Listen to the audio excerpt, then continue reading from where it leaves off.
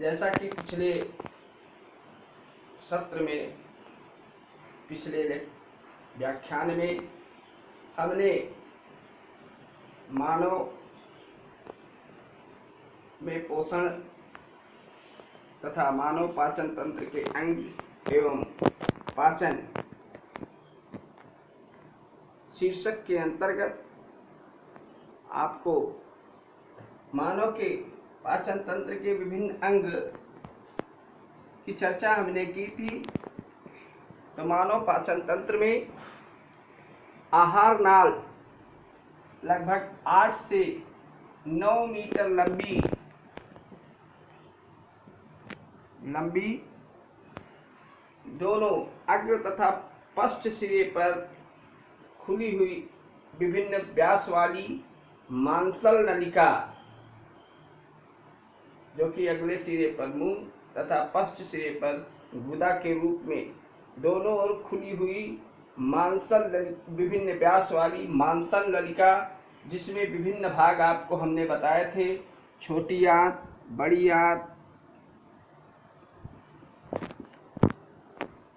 बड़ी आंत में भाग, फिर पाचन ग्रंथियां, ये चर्चा हम पहले भी कर चुके हैं। संक्षेप में इन सब का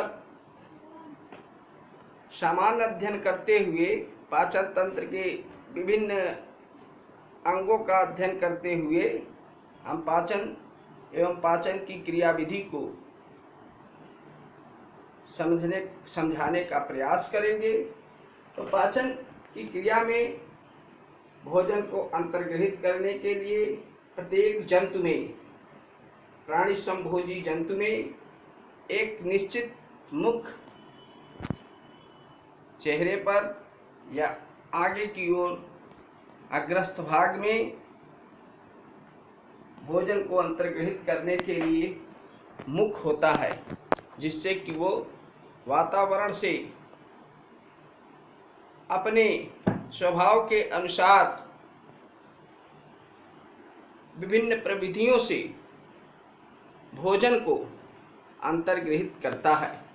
इसके लिए मुख होता है। मनुष्य में चेहरे पर 2 झिर्रियों से घिर करके, जिसे ओंठ कहते हैं, एक मुख होता है, जिसके माध्यम से, जिसके द्वारा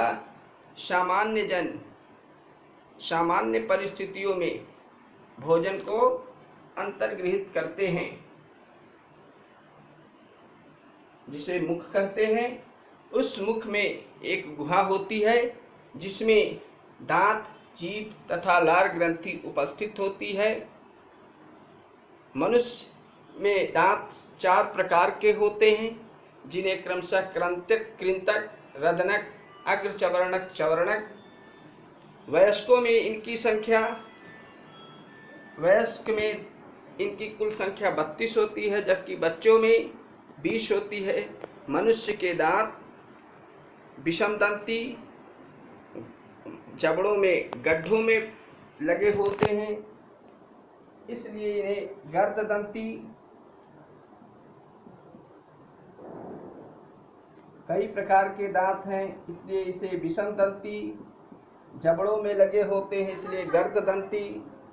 तथा जीवन में 2 बार निकलते हैं। एक बार बाल्यावस्था में, जन्म के 6 माह के बाद 8 से 10 वर्ष की अवस्था तक साथ रहते हैं, जिन्हें हम दूध के दांत कहते हैं। उसके बाद अस्थाई दांत निकलते हैं। ठीक, इसलिए द्विबारदंती शब्द का प्रयोग करते हैं। इन सभी दांतों के कार्य अलग अलग होते हैं, जिन्हें कृंतक का काम है भोजन को कुतरना, रदनक का काम है भोजन को चीरना तथा फाड़ना, अग्र चवर्णक तथा चवर्णक का काम मुख्य रूप से भोजन को चबाना होता है। शाकाहारियों में ये दांत अत्यंत विकसित होते हैं, जबकि मांसाहारियों में रदनक विकसित होते हैं, जिसे कैनाइन कहते हैं। जिससे कि ये वातावरण से प्राप्त ठोस को चबा चबा करके भोजन का भौतिक पाचन मुख गुहा से ही प्रारंभ कर देते हैं। तो इस प्रकार से मुख गुहा में 3 पार्ट्स हो गए, दांत, जीभ, लार ग्रंथि। अब जीभ दोनों जबड़ों के बीच पीछे की ओर जुड़ी तथा आगे की ओर स्वतंत्र एक मांसल पेशीय संरचना है, जो दांतों द्वारा चबाए गए भोजन को इधर उधर पलटने तथा मिलाने का काम करती है। इसके अतिरिक्त इस पर उपस्थित स्वाद ग्रंथियां, स्वाद कलिकाएं मीठा, नमकीन, कड़वा, तीखा, कसैला आदि स्वादों का ज्ञान कराते हैं। ये भोजन को मिलाने तथा इधर उधर दांतों में ले जाने का कार्य करती है। इसके अतिरिक्त दांतों के सफाई, मुंह के सफाई का भी काम करती है तथा मनुष्य में 3 लार ग्रंथियां, जिसे सबमैंडिबुलर, सबलिंगुअल तथा कर्णमूल, जो कि भोजन का में उपस्थित स्टार्च को पाचन का काम करती हैं। लार में उपस्थित लाइसोजाइम्स गए हुए सूक्ष्म जीवों को नष्ट करती है। भोजन को लसलसा चिकना बनाकर ग्रासनी एवं ग्रास नली से आगे बढ़ाने का काम करती है। इस प्रकार से दांत, मुख एवं मुख गुहा में भोजन का भौतिक पाचन हो जाता है। तत्पश्चात ग्रसनी और ग्रास नली सामान्य कम व्यास वाली नलिका, जो कि श्वास नली से जुड़ी होती है, जिससे होकर के भोजन आमाशय की ओर बढ़ता है। आमाशय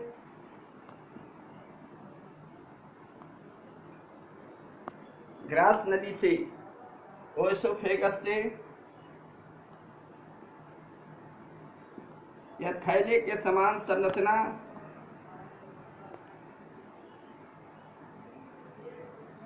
जिसे क्रमशः कार्डिक, फंडिक, पाइलोरिक 3 भागों में बांटते हैं, जिसमें भोजन 4 से 6 घंटे दांतों द्वारा कूचा, मुख गुहा से कूचा हुआ भोजन लेई के समान हो जाता है, जिसमें रुकता है 4 से 6 घंटे। यहाँ विभिन्न रासायनिक क्रियाएं होती हैं। यह हमारे शरीर में डायाफ्राम के ठीक नीचे बाईं ओर थैले के समान संरचना है। इसका व्यास सर्वाधिक होता है। उसके आगे छोटी आंत, यह 3 भागों से मिलकर बनी होती है। यह सर्वाधिक लंबी कम व्यास वाली नलिका है, जो 3 भागों से मिलकर बनी होती है। ग्रहणी, मध्यांत, शेषांत, डियोडिनियम, जूजिनम, इलियम।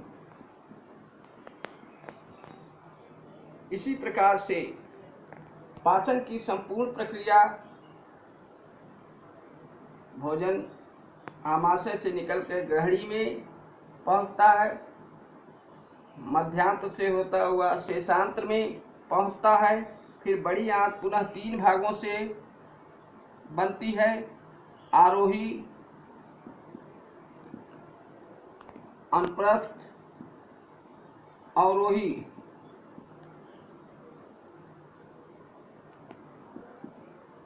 जिसमें गुदा और इसमें सीकम जुड़े होते हैं। ये पाचन के दौरान होने वाले विभिन्न रासायनिक प्रक्रियाओं का संचालन करते हैं, जिससे भौतिक एवं रासायनिक प्रक्रियाओं द्वारा प्रकृति से प्राप्त जटिल कार्बनिक अणु सरलतम रूपों में टूटता है तथा जीव द्वारा अंतर्गृहित भोजन आंतों द्वारा अवशोषित होता है। अब हम अपनी चर्चा समाप्त करते हैं। अगले चरण में पाचन की क्रियाविधि आपको स्पष्ट करने का प्रयास करेंगे। धन्यवाद।